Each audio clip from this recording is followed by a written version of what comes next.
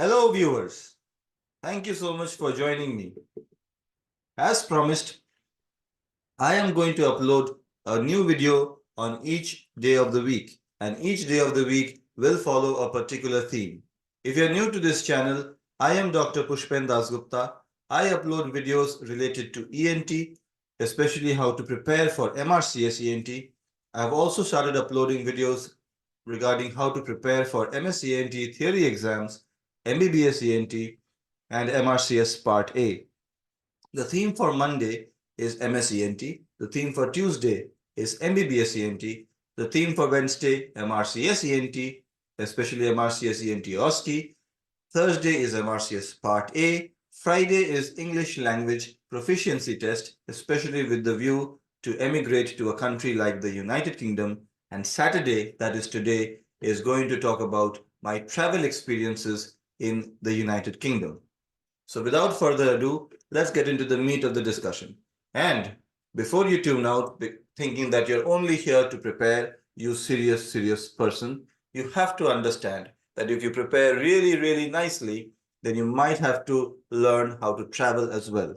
Because when I prepared nicely for my ENT exam, I had to figure out how to travel internationally. Because for good reasons or for bad, MRCS ENT OSCE till date does not have a center in India. And of course, if you want to receive the diploma in person, you have to travel to the United Kingdom. So without further ado, let me show you pictures of my trip to Greenwich. I hope you will like it. Greenwich is in London. Not only is it in London, it is one of the 3 UNESCO World Heritage Sites in London. The other World Heritage Sites in London are the Tower of London and the Royal Botanic Gardens in Kew. Why is Greenwich so important? It has the 0-degree longitudinal line, also known as the prime meridian. So I was definitely interested in visiting Greenwich. And yes, it is pronounced Greenwich, not Greenwich. I learned it on YouTube, and I hope you learned it from me. So without further ado, let's get into how I planned my journey, what all I encountered on my journey. The easiest way for me to reach Greenwich was using the London Underground system. I had downloaded the City Mapper app, and this app helped me plan out my journey. This is a video showing a London Underground train entering the Notting Hill Gate station. As you can see here, it looks like a tube, hence the name Tube that Londoners affectionately call the London Underground station. I don't want viewers to think that London Underground stations are always this vacant. This was just not a busy time of the day. So what I did was I planned my entire journey and I clicked screenshots of it in case I was low on charge or I was not having proper internet connection. So my journey started at Fulham Broadway station here. Why was I at Fulham Broadway station? Because I was visiting Stamford Bridge Football Stadium, and I have made a video regarding the stadiums in London. I'll leave a link to it in the description below. Stamford Bridge Football Stadium, as you know, is the home ground of Chelsea Football Club. Fulham Broadway station is where my journey started, and it was supposed to go to Cutty Sark.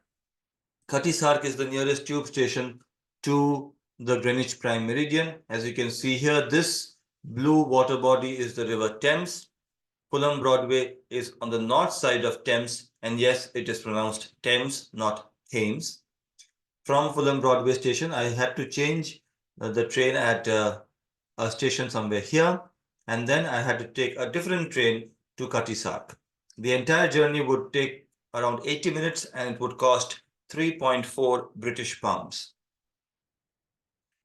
In the next picture here, you can see that I would have to start my journey at Fulham Broadway station, and I would have to take the eastbound train of the District line headed to Upminster. So these are the 3 things you have to keep in mind before you board a London Underground train. The direction, eastbound, the line, District, and the last station, Upminster. If all these 3 are correct, then you have no chance of missing out on your destination. Sometimes there is construction or unforeseeable events that happen, and in those cases, you can't really blame anyone. But you have to be careful to board the right train. And three things should be kept in mind in order to ensure that you board the right train: the direction of the train, eastbound, the line, district, and the last station, Upminster. I did make a few mistakes when I was negotiating this intricate system. So these are the three things that I reminded myself that I should never forget. And ever since I figured this out, I stopped making mistakes. So from Fulham Broadway station, I would have to travel all the way to Monument. It would be a 26-minute journey. And at Monument, I would have to change platforms, and I would have to take the DLR line train headed to Lewisham, which would again take me 19 minutes. This station is called Bank, and it would take me to Katisak after negotiating 9 stops.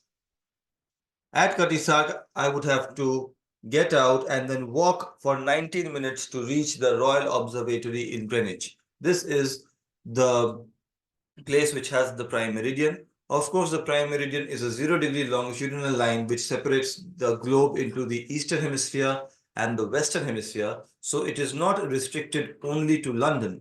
It would pass down half of the entire planet. But the observatory is only in Greenwich. So this makes this place particularly significant.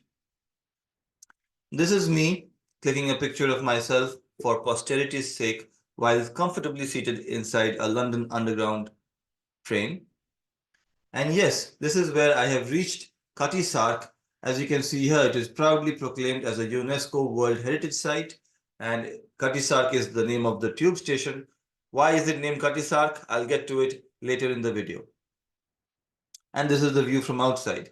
Interestingly, without revealing the identity of anyone, you can see how multicultural London is, which is really something which I was surprised by. But again, I had heard of it, but to experience it in person really makes you appreciate how multicultural the city really is. And it is really a joy to be in London. On my way to the Royal Observatory in Greenwich, as you remember, it was a 19-minute walk. I noticed this particular shop, which is beautifully named as Jack the Chipper. I love British humor. Jack the Chipper. Of course, it is selling fish and chips, and you know what the reference is to. This is the this is the National Maritime Museum. Such a beautiful structure. As with all museums, it is completely free to enter. All museums in London, I mean, almost all museums in London are absolutely free to enter. The Maritime Museum is also free to enter, but certain specific parts of the campus require a ticket. I'll get to it later. And yes, this picture was clicked by me, not by anyone else. And this is a picture from up close, National Maritime Museum. Now, this building itself does not have the prime meridian. It is a long walk, and it is a uphill walk. How uphill? This uphill. The picture does not do justice to it. It is actually quite a climb. And yes, this is when I finally reached the Royal Observatory in Greenwich. This, as you see, is a place which is guarded by a boundary, a fenced wall. So if you want to enter, you have to buy a ticket. So this part of the Royal Observatory in Greenwich, if you want to go beyond the wall, you have to pay to buy a ticket. This is the Royal Observatory. As you can see here, it has a telescope and it is absolutely magnificent. This line here is the prime meridian. Again, I went here when it was not so busy and it was slightly raining, so this did not have a long queue. Usually this is very, very crowded. And this is the magnificent view of the London skyline from the Royal Observatory of Greenwich. Absolutely breathtaking. But apart from the skyline, you can also see how beautiful the grounds are in the Royal Observatory of Greenwich. Many movies have been shot here. I would not be surprised if some Indian movies have also been shot here. Especially Kabhi Khushi Kabhi Gham comes to mind. I'm not very certain though. And yes, again, this is proof of the fact that the picture was indeed clicked by me and I did indeed visit this place.